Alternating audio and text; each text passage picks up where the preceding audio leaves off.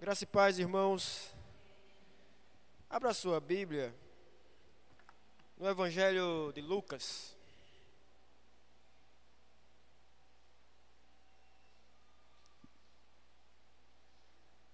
Lucas, do versículo 1 ao versículo 10.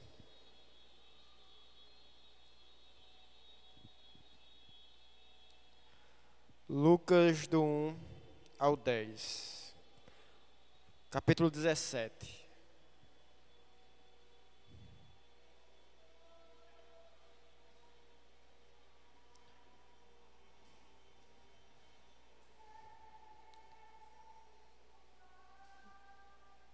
Vamos ler, acompanha a leitura da palavra do Senhor. Lucas 17, do 1 ao 10. Jesus disse aos seus discípulos: é inevitável que existam pedras de tropeço, mas ai de quem é responsável por elas. Seria melhor para esse que uma pedra de moinho fosse pendurada ao seu pescoço e fosse atirado no mar, do que fazer tropeçar um destes pequeninos. Tenham cuidado. Se o seu irmão pecar, repreendam. Se ele se arrepender, perdoe-lhe. Se pecar contra você 7 vezes num dia, e 7 vezes vier para lhe dizer, estou arrependido, perdoa-lhe. Então os apóstolos disseram ao Senhor: aumente-nos a fé. Ao que o Senhor respondeu: se vocês tivessem fé como um grão de mostarda, diriam a esta amoreira: arranca-se e transplanta-se no mar, e ela obedeceria. Qual de vocês, tendo um servo ocupado na lavoura, ou em guardar o gado, lhe dirá, quando ele voltar do campo: venha agora mesmo e sente-se à mesa? Não é verdade que, ao contrário, lhe dirá: prepare o meu jantar, apronte-se e sirva-me, enquanto eu como e bebo, depois você pode comer e beber? Será que ele terá de agradecer ao seu servo por ter feito o que lhe havia ordenado? Assim também vocês, depois de terem feito tudo o que lhe foi ordenado, digam: somos servos inúteis, porque fizemos apenas o que devíamos fazer. Amém, irmãos. Como foi orado aqui, nosso desejo é que a palavra do Senhor, apesar de mim e o seu Espírito, fale aos nossos corações nessa noite. Irmãos, vocês já assistiram os filmes do Homem-Aranha? Com certeza os jovens aqui, e eu acredito que a maioria, mesmo aqueles que não são tão ligados ao gênero cinematográfico dos super-heróis, provavelmente já assistiu principalmente aquela primeira trilogia lá do início dos anos 2000, 2002, 2004 e 2007, que para mim são os melhores dos filmes do Homem-Aranha.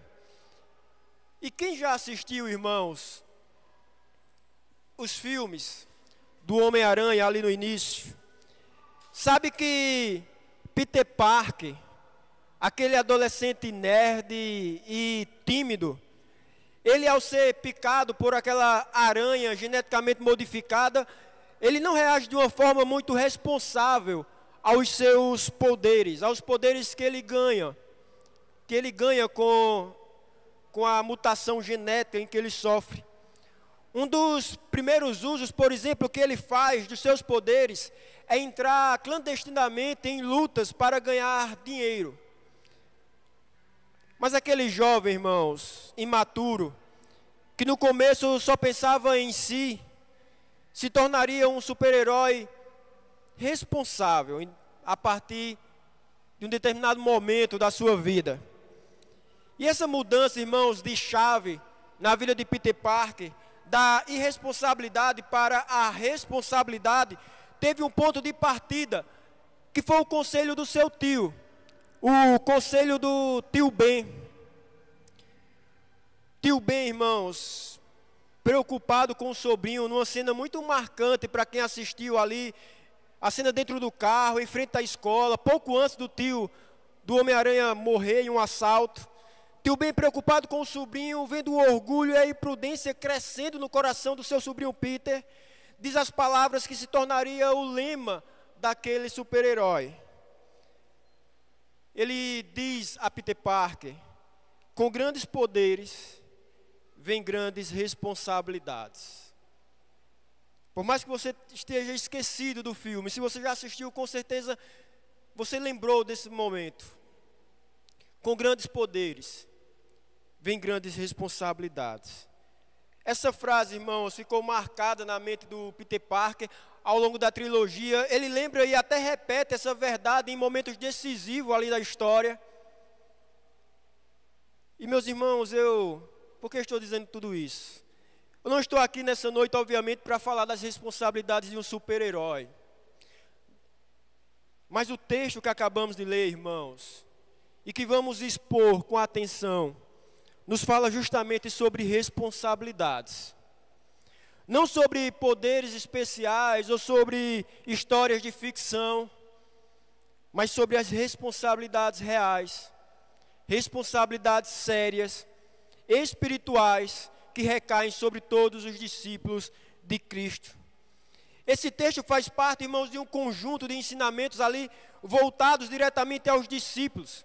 Jesus aqui está ensinando aos seus seguidores algumas das responsabilidades do verdadeiro discípulo, que são responsabilidades cristãs.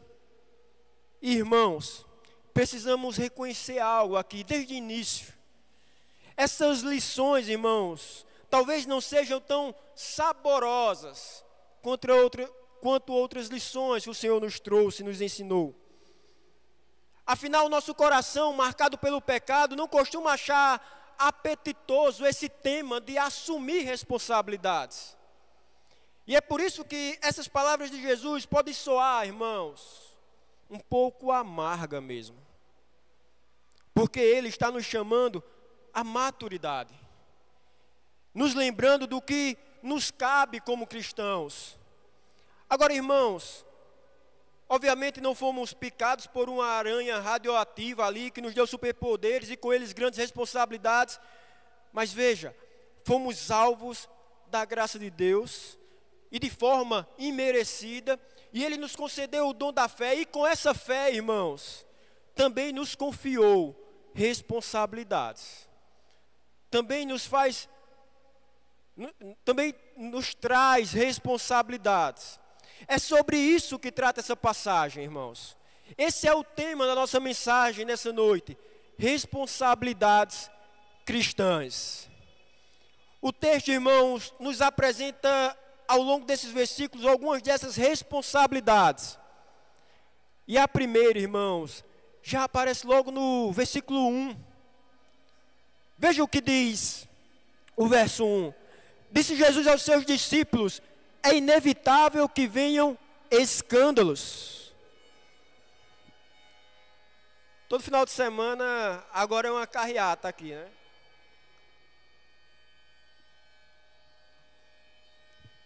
Quando o Senhor queimar as buzinas, não digam que foi oração imprecatória minha. Irmãos, no primeiro verso, observe. Disse Jesus aos seus discípulos: é inevitável que venham escândalos. Jesus começa com um alerta aqui, irmãos, incisivo. Vejam, é inevitável que os escândalos venham. Agora, o que significa escândalos, irmãos, aqui? Para que você entenda melhor, eu vou compartilhar uma experiência de vida minha, da infância, da adolescência.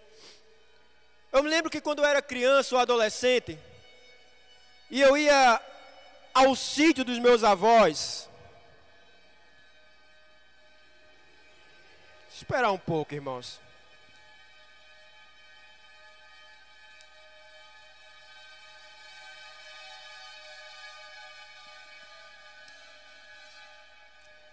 E eu vejo que é de caminhão, né, as carreatas. Estão perdendo o apreço pelo agronegócio no Brasil. Irmãos, veja, quando eu era criança, para que entendamos o que significa escândalo aqui. Quando eu era criança, irmãos, ou adolescente, eu ia ao sítio dos meus avós e eu acompanhava ali meus primos, algumas amizades. Tá difícil, não tá, irmãos?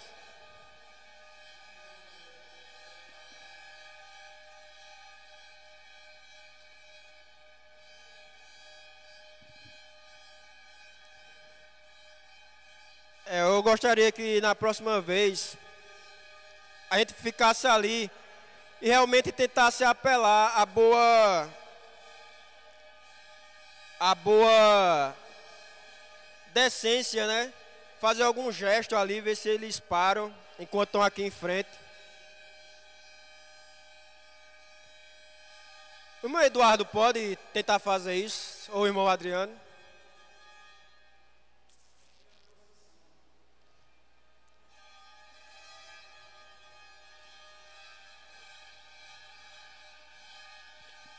Enquanto isso, irmãos, vamos voltar.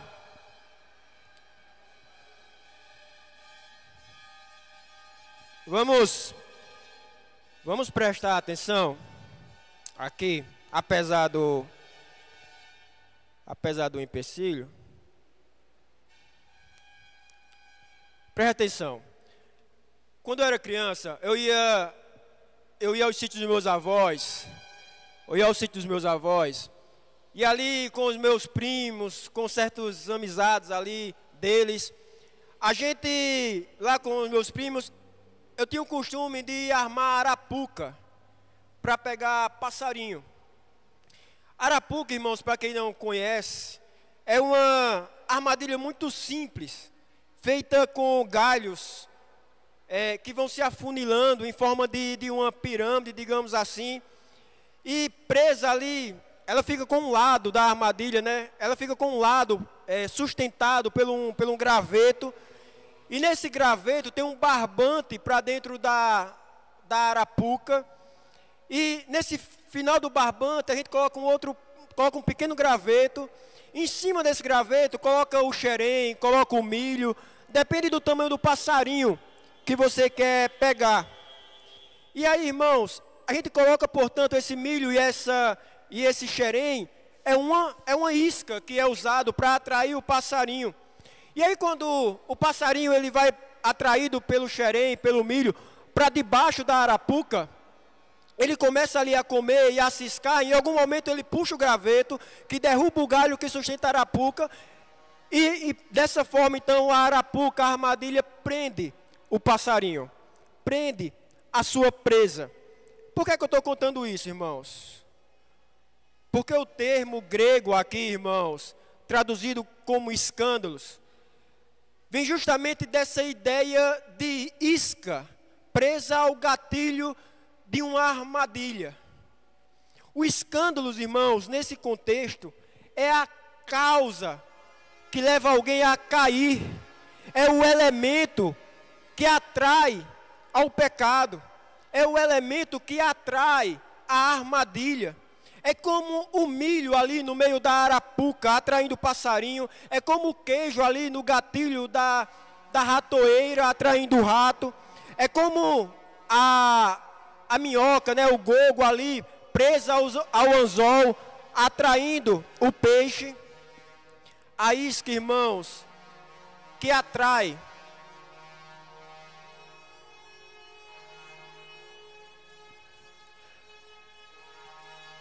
A isca, irmãos, que tá difícil.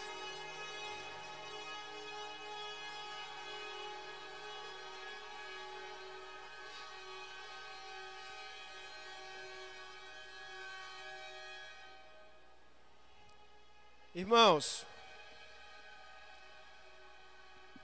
esse milho, essa isca presa na arapuca, no anzol, na ratoeira, é justamente e que atrai ali a presa a cair. É essa a ideia do texto aqui de escândalo. Então Jesus está dizendo o seguinte, irmãos: é inevitável que essas iscas apareçam no mundo. É inevitável que haja tentações na nossa caminhada. Mas ele não para aí, irmãos. Veja a continuação do versículo. Jesus disse aos seus discípulos: é inevitável que existam pedras de tropeço, escândalos, depende da sua versão, mas ai de quem é responsável por elas. Mas ai de quem, por quem elas vêm a nós. Jesus está advertindo, irmão, severamente os seus discípulos. Ele está dizendo: cuidado, que vocês não sejam o instrumento que leva alguém a pecar. Que vocês não sejam a isca que atrai alguém ao erro. Essa é a primeira responsabilidade cristã que o texto nos ensina, irmãos. Não seja a isca, não seja ali o xerém que atrai o passarinho para a arapuca, não seja ali o queijo que atrai a presa, a ratoeira, não seja ali a isca que atrai o peixe ao anzol. Cuidado, não seja a isca que faz outra pessoa tropeçar. Essa é a primeira responsabilidade cristã que o texto nos ensina, irmãos. Não ser motivo de tropeço. E Jesus, irmãos, é tão sério quanto a isso, que no versículo 2 ele vai afirmar, veja o versículo 2, irmãos: melhor fora que se lhe pendurasse ao pescoço uma pedra de moinho e fosse lançado ao mar, do que fazer tropeçar um destes pequeninos. Isso é muito forte, irmãos. Jesus ele está dizendo: é preferível uma morte trágica e violenta do que ser a causa do tropeço de um dos seus pequeninos. É melhor morrer afogado com uma pedra de moer grãos amarrada ao pescoço do que ser a isca que arrasta alguém para o pecado, que induz um irmão à queda, ao erro. Por isso, irmãos, não sejamos motivo de tropeço, não sejamos pedra de tropeço. E aqui, irmãos, precisamos refletir seriamente. Como temos ensinado, irmãos, no nosso dia a dia? Como temos aconselhado em nossas conversas? Como temos influenciado as pessoas à nossa volta e que são influenciáveis? Todos os dias, irmãos, estamos ensinando, quer percebamos ou não, ensinando em nossas conversas, ensinando, irmãos, através dos conselhos que damos a amigos, nas opiniões que compartilhamos com as outras pessoas, ensinando sobre casamento, sobre família, sobre criação de filhos, sobre política, sobre dinheiro, economia, sobre tudo, irmãos. E hoje em dia ensinamos, por exemplo, inclusive através das nossas redes sociais. Cada texto, veja, irmãos, cada texto que você compartilha lá, você está ensinando. Uma música que você compartilha, você está transmitindo um pensamento através da própria letra da música, você está ensinando. Com suas frases lá, motivacionais, coachings, você está ensinando. Tudo que você compartilha no seu dia a dia, nas suas redes sociais, nesse fenômeno que vivemos hoje em dia, você está ensinando. Será que estamos ensinando com fidelidade a verdade de Deus? Ou será que temos sido de tropeço, servido de tropeço para os irmãos, através do nosso ensino? Ou será que estamos agindo como iscas, através do nosso ensino? Mas não é só com palavras que tropeçamos, irmãos, os outros. Muitas vezes é com o próprio exemplo. Talvez até mais com o exemplo. O que diz o nosso testemunho, irmãos, lá fora?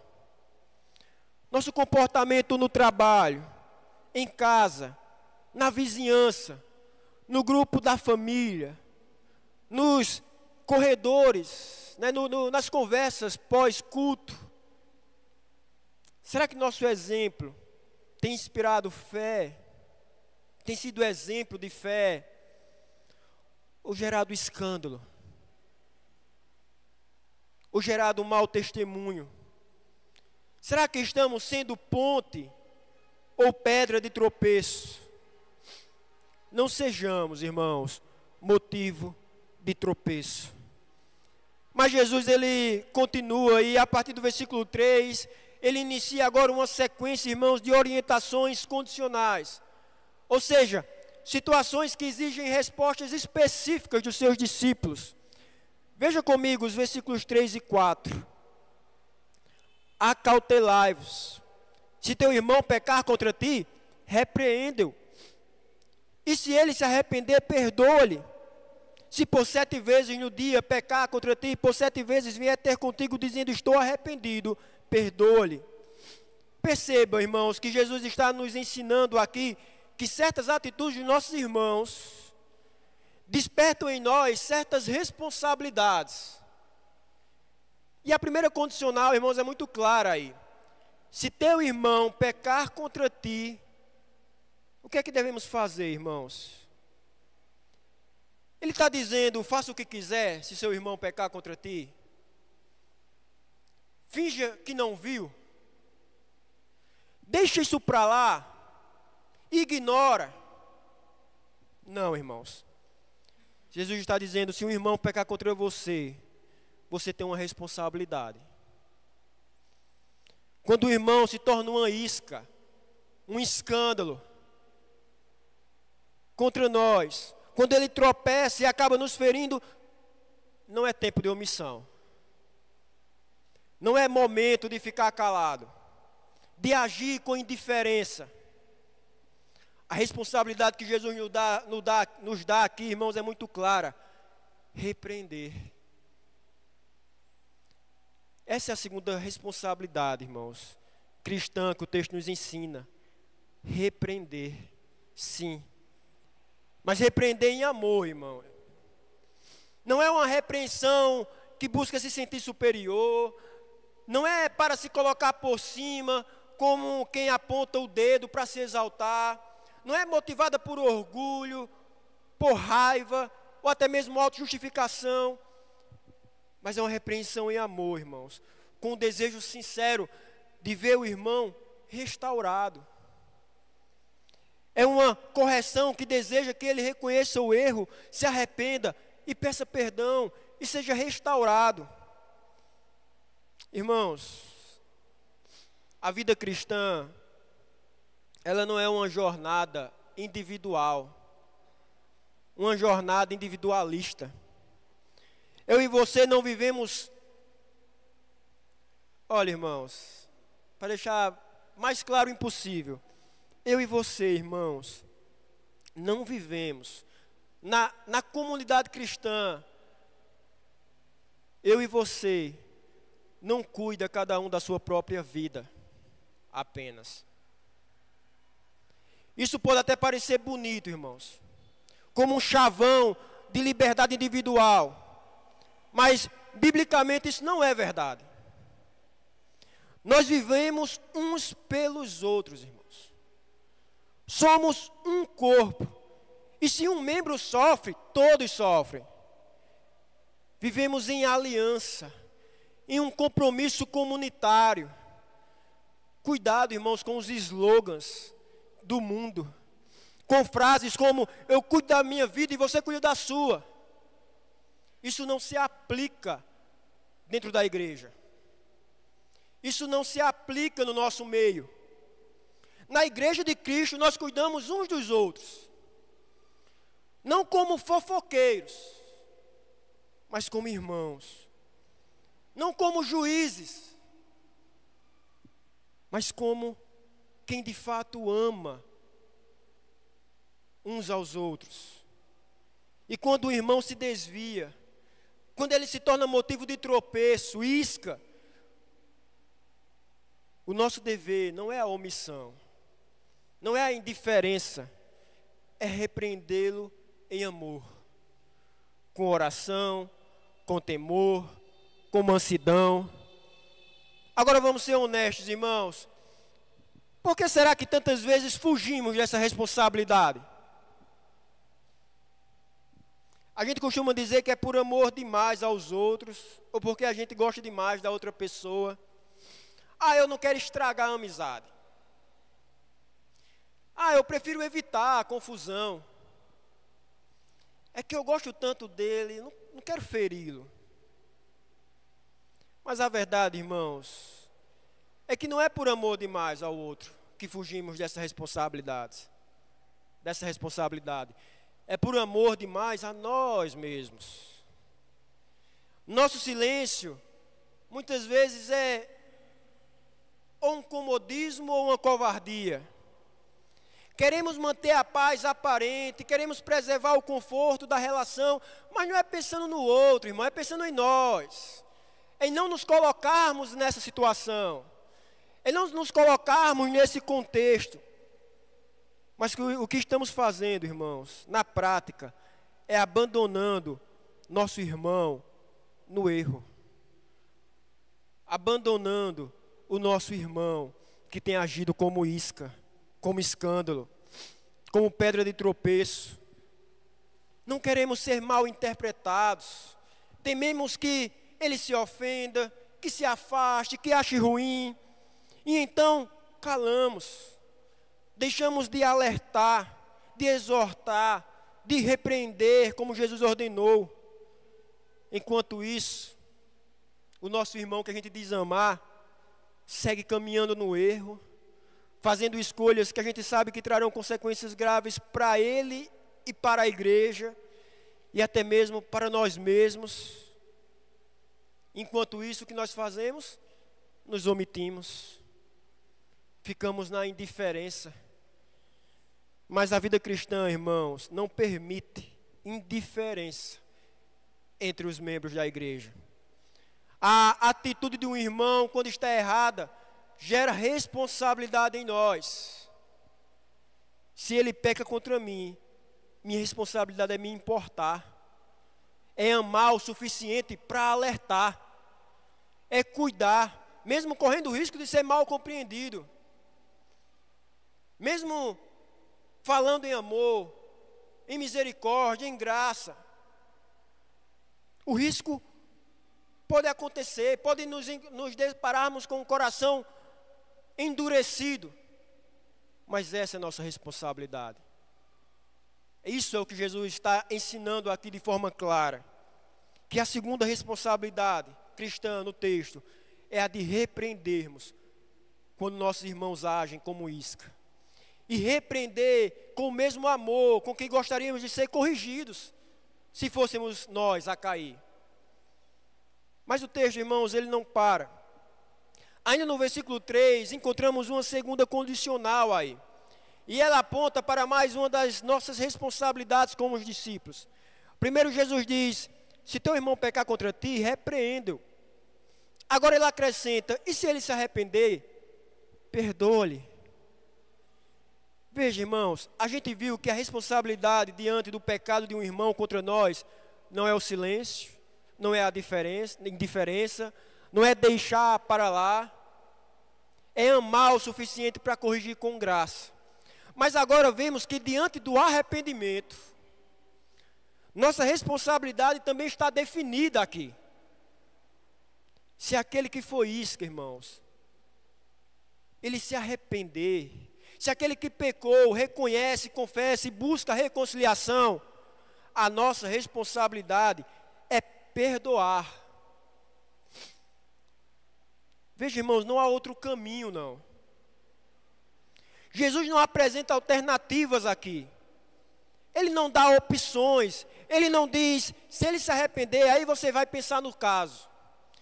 Se ele se arrepender, veja se se o seu sentimento vai voltar por ele. Se ele se arrepender, espera o tempo curar. Dê um tempo que o tempo vai curar. Não, irmãos. Se ele se arrepender, perdoa-lhe.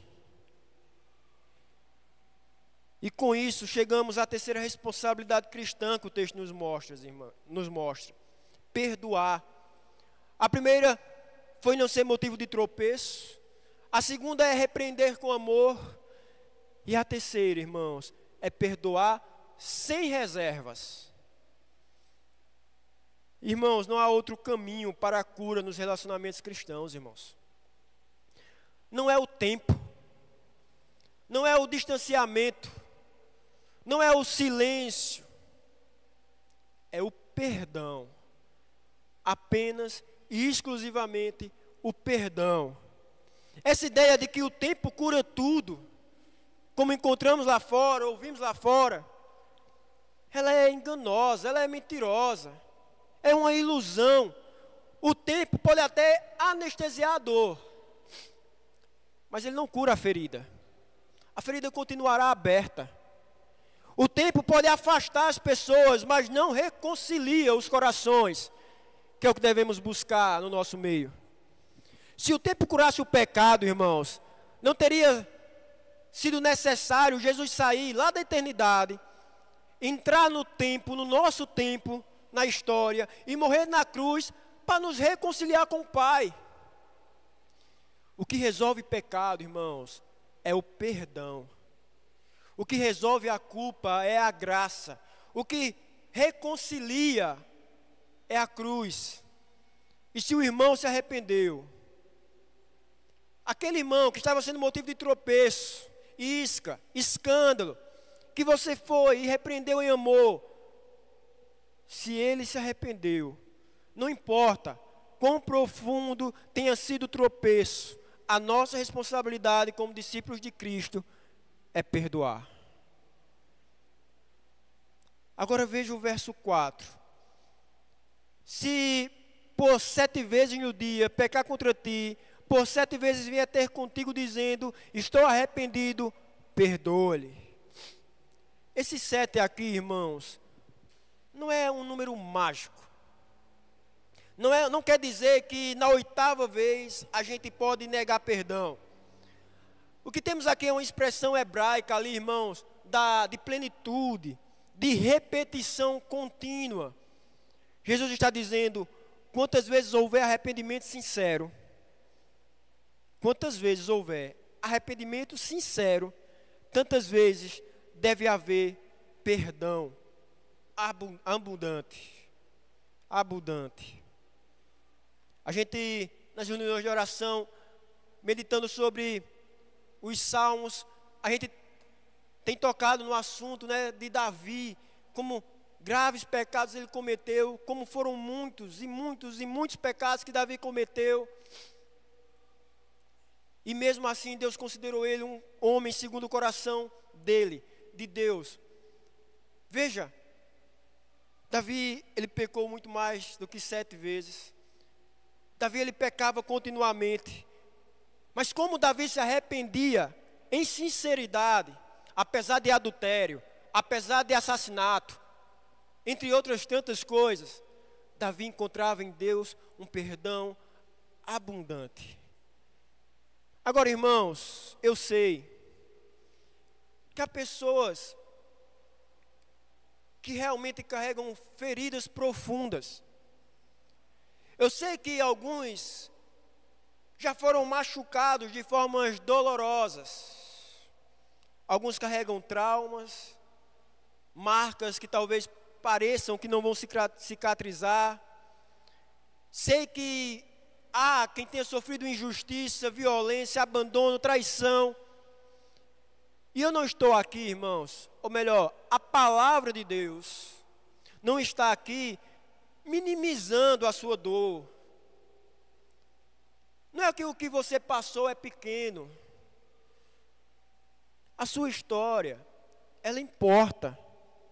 As suas lágrimas, elas são vistas por Deus.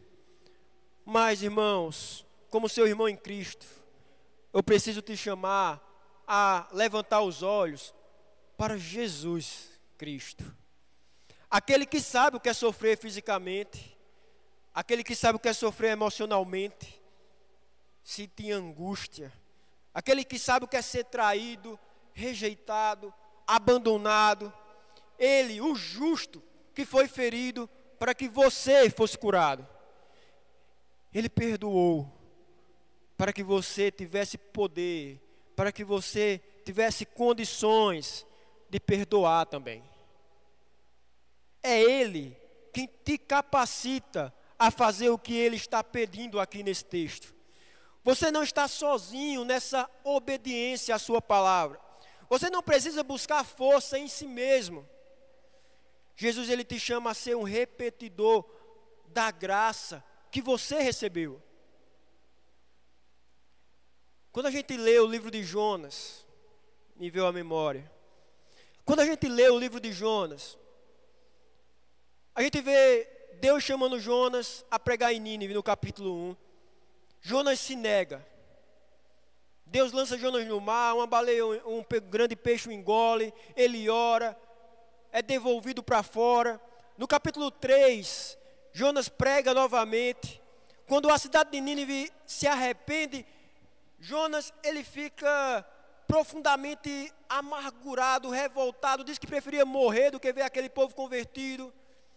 E aí Deus vai dizer no capítulo 4 do livro de Jonas, ele vai dizer: olha, Jonas que se revoltou, porque Deus fez nascer uma planta, onde ele se aproveitou da sombra, e no outro dia a planta morre, e Jonas se revolta, porque aquela planta havia morrido.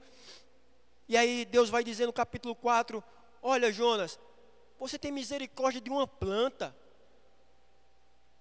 que nasceu num dia e no outro morreu, e não tem misericórdia de toda uma cidade.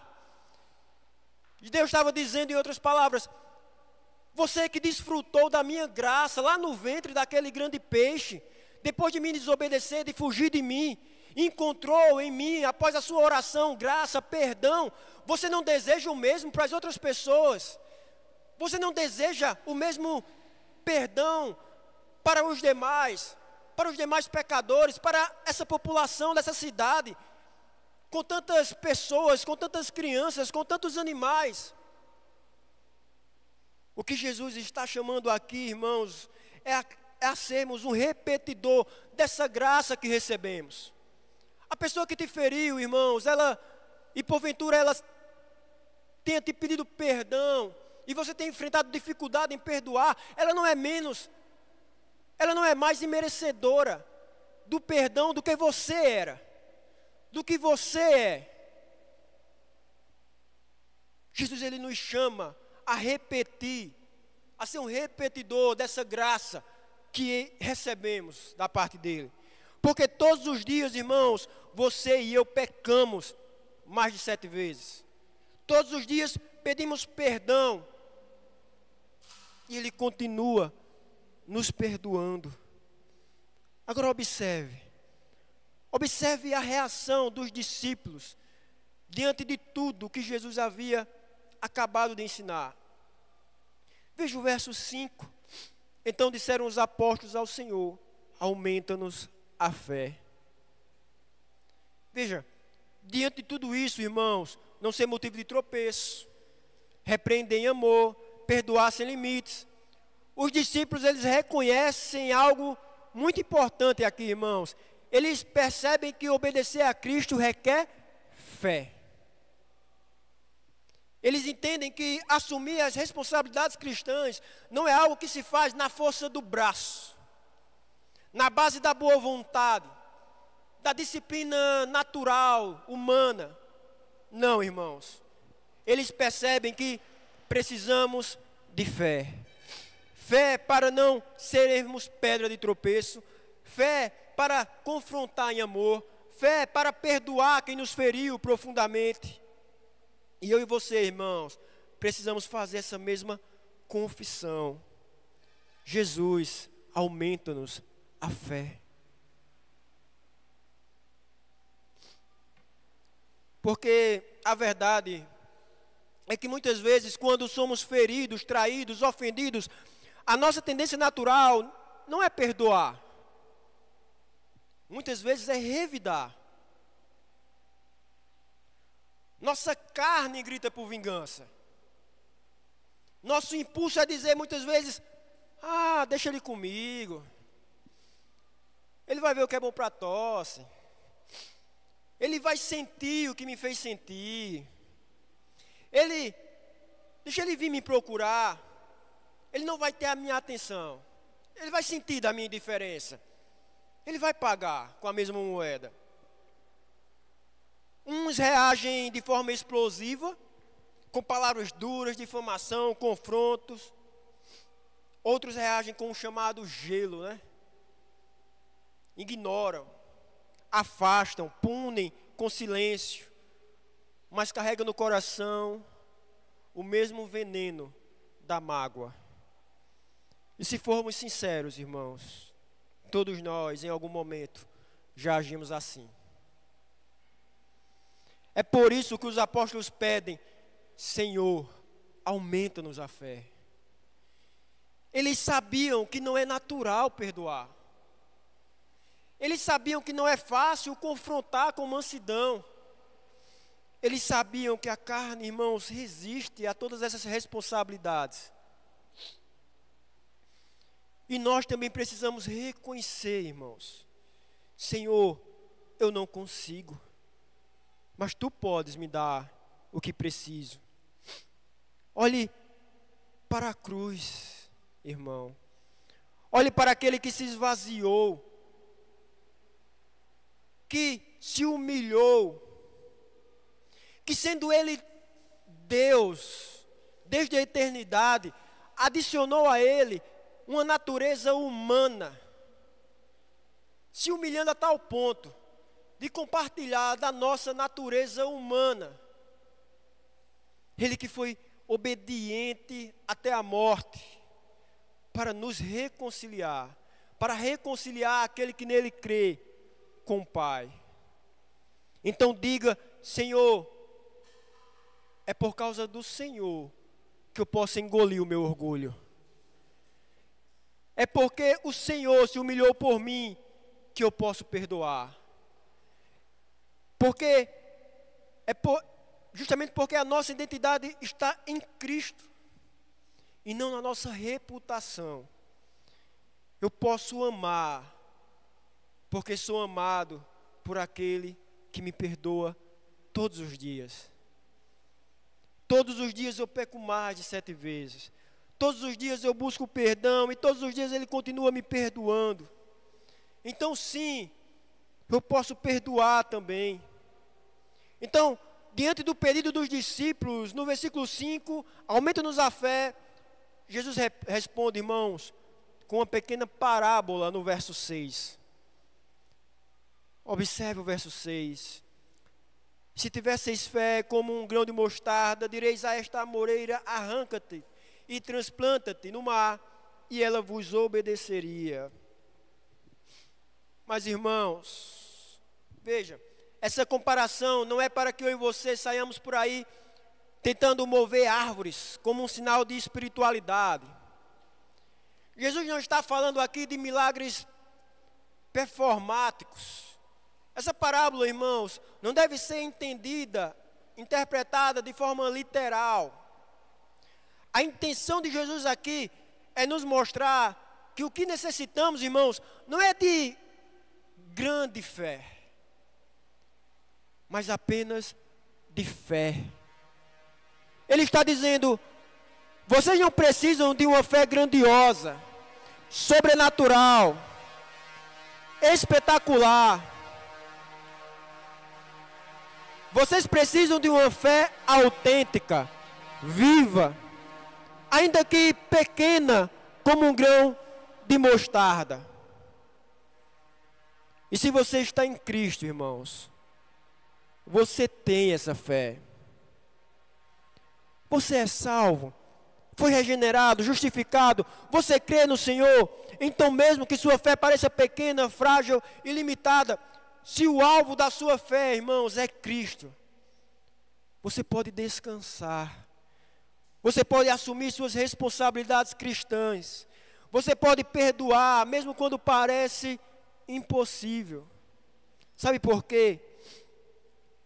Porque mesmo quando os outros pecam contra nós de maneira dolorosa, suja, injusta, nada, absolutamente nada, fugiu do controle do nosso Senhor.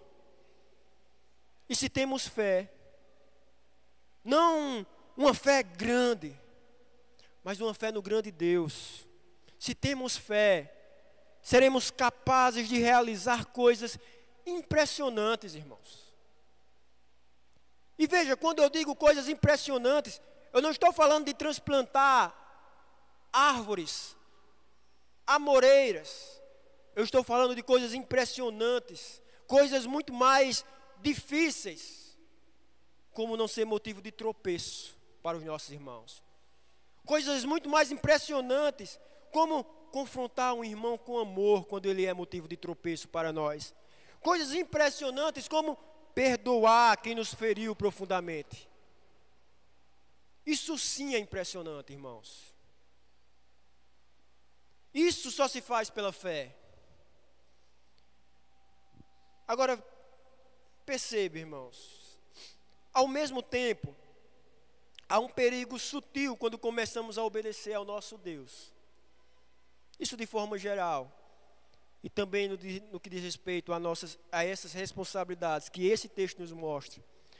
Porque ao assumirmos nossas responsabilidades cristãs, há uma tentação que começa a surgir lá no nosso coração, irmãos. Nem que seja lá no fundo do nosso coração. Que é uma tentação ao orgulho espiritual. A gente começa a se orgulhar muitas vezes. Eu estou obedecendo. Eu não sou motivo de tropeço. Eu assumo a responsabilidade de quando um irmão pecar contra mim, eu ir lá em amor, em graça, em misericórdia e repreendê-lo. Eu sou alguém que perdoa. Não há mágoa nenhuma no meu coração por ninguém. Eu tenho feito o que muitos aí não fazem. E se a gente não vigiar, irmãos, esse senso de eu estou fazendo o certo, pode virar um sentimento de mérito, uma espécie de autojustiça. Começamos a pensar que somos mais espirituais do que os outros. Então, o que era para ser obediência por amor se torna uma vanglória religiosa. Quantos irmãos eu cresci presenciando em outro meio, muitos e muitos crentes, dizendo, as coisas acontecem na minha vida e não acontecem na vida de certas pessoas porque eu tenho mais fé. É por isso que as coisas acontecem, as coisas boas acontecem comigo, é por isso que as coisas ruins não acontecem comigo, é porque eu tenho mais fé. Começamos a pensar que somos mais espirituais do que os outros, então que era para ser uma obediência por amor, se torna essa vanglória religiosa. Por isso Jesus, irmãos, ele não encerra esse ensino com o perdão. Ele continua. E ele vai nos ensinar a partir do verso 7, a postura que devemos ter depois de obedecer. Talvez seja por isso, irmãos, que Jesus em seguida nos apresenta justamente essa parábola do servo inútil, a partir do versículo 7. Vamos ler do verso 7 ao 9. Do verso 7 ao 9. Qual de vocês, tendo um servo ocupado na lavoura, ou em guardar o gado, lhe dirá, quando ele voltar do campo, vem agora mesmo e sente-se à mesa? Não é verdade que, ao contrário, lhe dirá, prepare-me o meu jantar, apronta-se e sirva-me enquanto eu como e bebo, depois você pode comer e beber? Será que ele terá de agradecer ao servo por tê-lo feito o que lhe havia ordenado? Veja, irmãos, até aqui Jesus nos ensinou o que é esperado de nós. Não ser motivo de tropeço, repreender com amor, perdoar sem limites e viver tudo isso pela fé. Mas agora ele nos chama a postura correta depois de obedecer. Ele nos apresenta a cena aí de um servo e seu senhor. O servo volta do campo depois de um dia de trabalho, arando a terra, guardando o gado, preparando a ceia. E ao chegar, o servo não espera recompensa extra, além do salário que era combinado. Ele não espera um agradecimento especial, porque fez o que ele devia ter feito. Por quê? Porque ele apenas cumpriu o seu dever. Ele fez o que lhe havia ordenado. No versículo 9, Jesus pergunta: porventura terá de agradecer ao servo porque fez o que lhe foi mandado? E aí no versículo 10, irmãos, Jesus ele aplica essa imagem aos seus discípulos. Essa imagem a mim e a você. Assim também vós, versículo 10, depois de haver desfeito tudo quanto vos foi ordenado, ou seja, não ser motivo de tropeço, repreender em amor, perdoar, viver tudo isso pela fé. Quando vós, depois de haver feito tudo isso, assumir as suas responsabilidades cristãs, que vós dizeis, assim também vós, depois de haver feito tudo quanto vos foi ordenado, dizei: somos servos inúteis, porque fizemos apenas o que devíamos fazer. Irmãos, reparem um detalhe, irmãos. Não é o Senhor aí, não é o Senhor que chama o servo de inútil. O que o versículo 10 está dizendo não é que depois que a gente fez tudo que devia fazer, assumiu as nossas responsabilidades, o Senhor chegou para nós e disse: vocês são servos inúteis. Veja, assim também vós, depois de haver desfeito tudo quanto nos foi ordenado, dizei. Quem é que está dizendo, irmãos? É o próprio servo que está dizendo. Não é o Senhor que está chegando e dizendo: você é inútil. É o próprio servo que reconhece que é inútil, porque fez apenas o que devia ser feito. É o próprio servo que deve reconhecer isso em humildade. Agora, irmãos, inútil aqui não significa que o nosso serviço não tem valor. Não quer dizer que nada do que fazemos presta. Inútil aqui, irmão, significa: eu não tenho do que me orgulhar. Eu sou um servo que não tenho do que me orgulhar. Eu apenas obedeci. Fiz o que era meu dever como servo do meu Senhor. Jesus está ensinando algo precioso aqui, irmãos, para todos nós, que às vezes somos tentados a nos orgulhar da nossa fé. Tem gente que acha que merece bênçãos, como eu já mencionei, porque tem mais fé.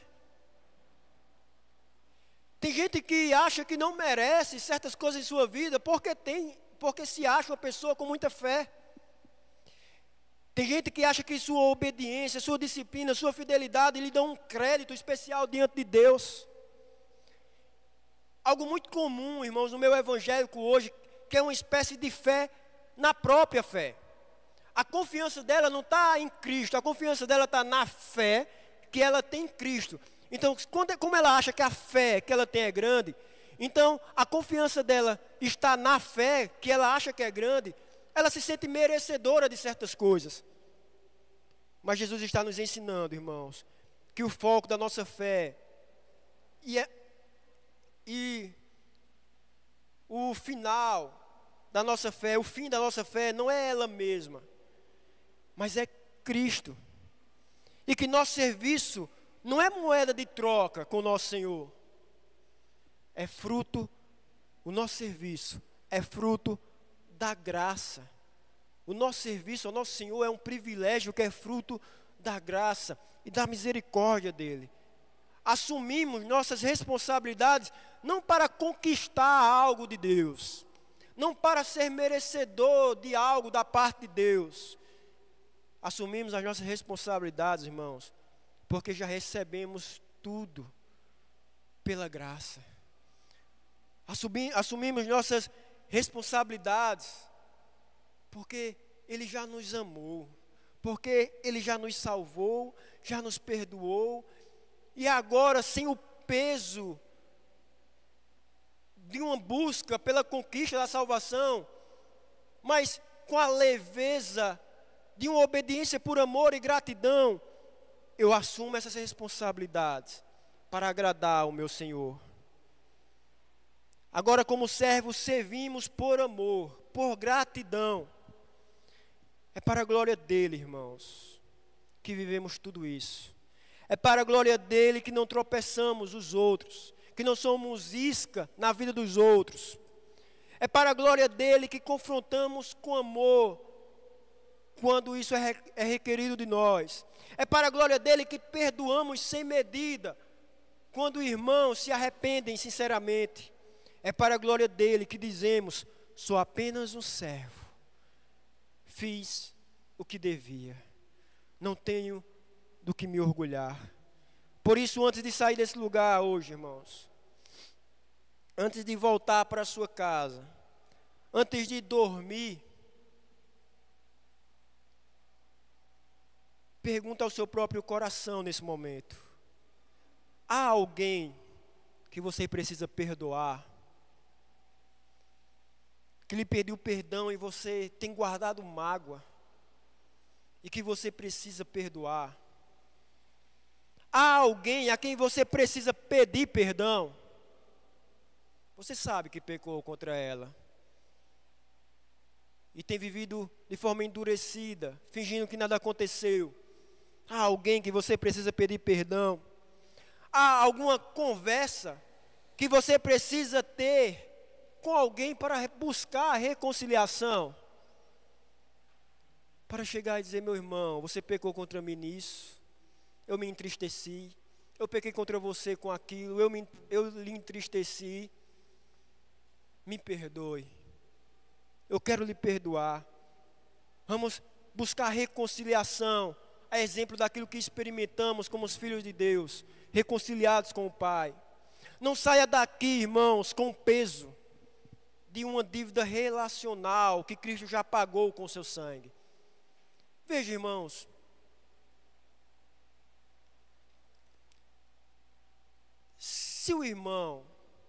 se a pessoa que você tem carregado mágoa, que você tem carregado um atrito em seu relacionamento, se trata de um irmão em Cristo, perdoado por Deus, quem somos nós, irmãos, para não perdoar aquele que Deus, o santo, justo e perfeito, perdoou? Quem somos eu e você, pecadores, miseráveis, merecedores do inferno, para não perdoar um irmão quando ele se arrepende, para não perdoar aquele que o próprio Deus perdoou? Não saiamos com o peso de uma dívida relacional que Cristo já pagou com o sangue. Viva o perdão que você prega. Viva o perdão que você anuncia crer. Seja livre. Assuma as suas responsabilidades por amor àquele que assumiu tudo que era necessário por você. Não siga a caminhada sem tratar disso. Não ignore a voz do Espírito que te chama à obediência. Assuma suas responsabilidades, não por uma obrigação seca e vazia e meramente religiosa, mas por amor ao Deus que te salvou e que te perdoou. Amém? Vamos orar ao nosso Deus e logo após louvá-lo. Senhor nosso Deus, nosso Pai, nesse momento, Senhor, oramos a Ti, o único que pode nos capacitar a viver as nossas responsabilidades como cristãos que somos. Não é paladável, ó Deus, a nossa natureza.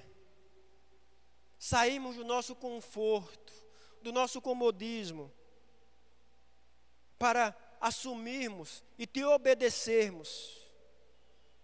Mas o Senhor, que já nos alcançou, que já começou a boa obra, é o mesmo que nos capacita a progredir em santidade, a progredir em maturidade, em obediência a Ti, ó Pai.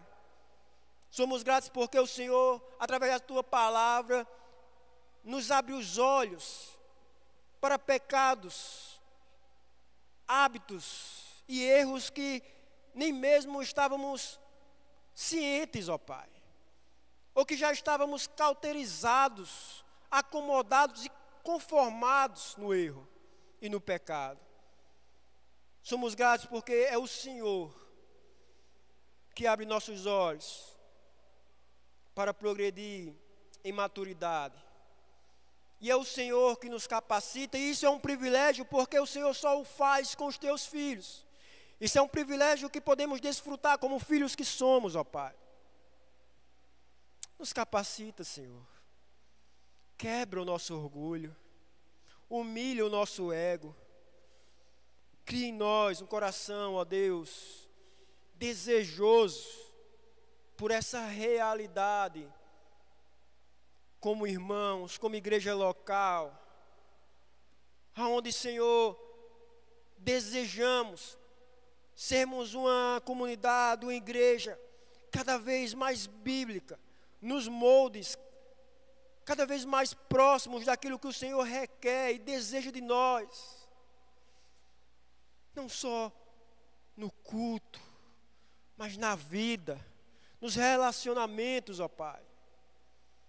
Ah, Deus, somos gratos porque um dia o Senhor enviou teu Filho, que te obedeceu, que morreu por nós, que recebeu Ele a tua ira em nosso lugar, para que hoje fôssemos reconciliados contigo, ó Pai, e assim podermos também, Senhor, buscarmos e vivermos reconciliações com os nossos irmãos, com os irmãos em Cristo, que o Senhor adiciona em nossa comunidade, em nosso meio, em nossa igreja, para crescermos, congregarmos e louvarmos e te adorarmos juntos, ó Pai.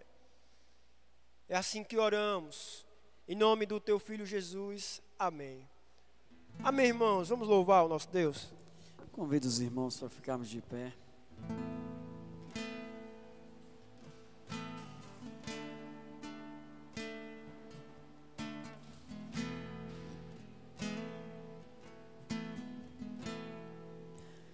Perto quero estar,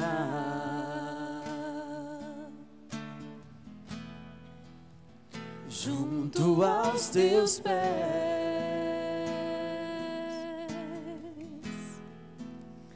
pois pra ser maior não há que me render e te adorar. Tudo que há em mim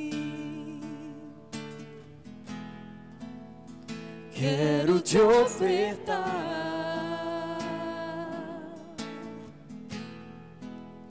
mas ainda é pouco, eu sei, se comparado ao que ganhei. Não sou apenas servo, seu amigo me tornei.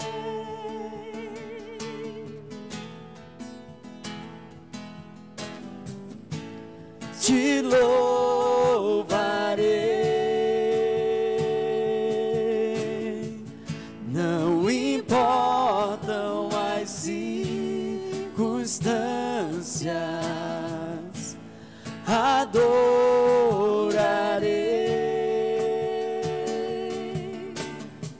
somente a ti, Jesus. Mais uma vez o início, vamos cantar.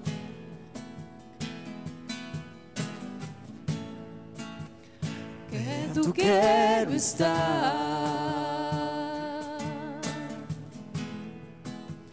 junto aos teus pés,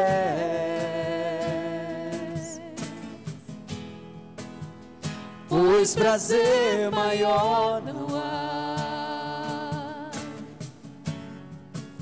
que me render e te adorar.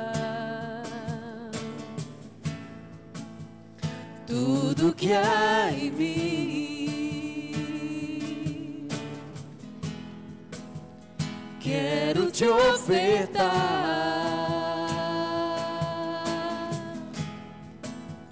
mas ainda é pouco, eu sei, se comparado ao que ganhei. Não sou apenas servo, seu amigo me tornei.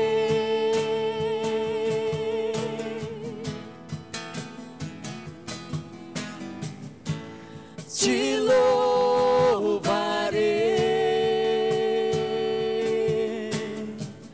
não importam as circunstâncias, adorarei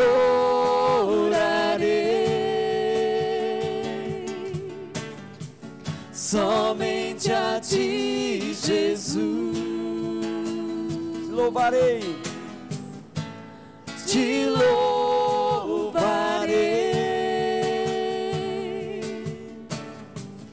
não importam as circunstâncias,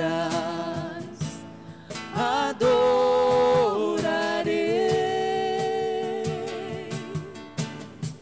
somente a ti, Jesus. Somente a ti, Jesus. Amém. Podem sentar, irmãos. Meus irmãos, antes dos nossos avisos, gostaria de pedir a cada um